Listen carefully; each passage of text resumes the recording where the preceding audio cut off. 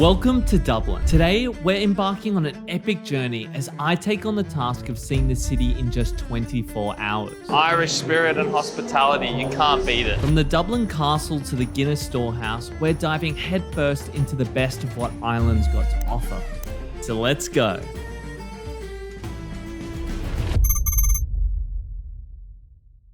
We begin our day with the iconic Dublin Castle. I'm really excited to take you into Dublin Castle. Let's have a look inside and see what we can discover. Did you know that this fortress was actually first built by the Vikings in the 9th century AD? Between the years 1202 until 1922, it was also the formal seat of Britain's occupation of Ireland, but now serves as a symbol of Dublin's resilience and freedom. Ireland has also had many famous historical leaders. When you look at the presidents of Ireland, they've actually had two female presidents in Mary McAleese and Mary Robinson. I think Ireland's ahead of its time. For a little secret, run to the back of the building and enjoy the lovely Dublin Gardens. I heard that we can walk around the side and have a look at the garden quickly for free, and then we'll run to our next spot on this Dublin adventure.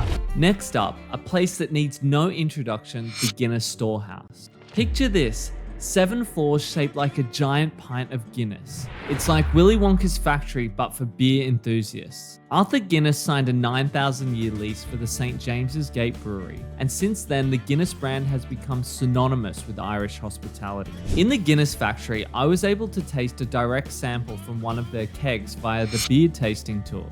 The Guinness was fresh, creamy, it tasted new. I feel that because the Guinness is so fresh and come out of the factory taps, it's had less time to perhaps ferment over time, and that means that the alcohol content may be slightly lower. If you ever get a chance to taste it yourself, it's an experience I highly recommend.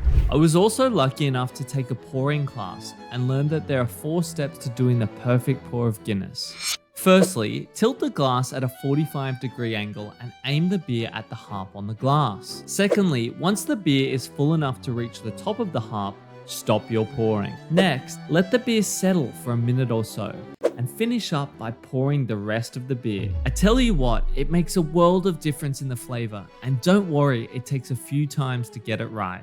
Now, let's add a touch of magic to our adventure with a traditional Irish carriage ride. Climb aboard as we trot through the cobblestone streets, passing by historic landmarks and hidden gems. What was your name, sir? Jordan. In your family, is working with horses part of like many generations? You know, my grandfather used to actually deliver coal on the horses. Oh wow.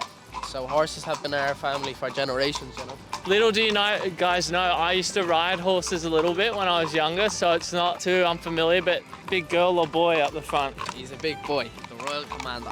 Yeah, the Royal Commander's built for pulling things versus the conventional riding horses. Recommend it if you've finished up at the beer factory. Jump on here and one of these fine gents will sort you out for a good ride. Let's see where we go, but it's great fun so far.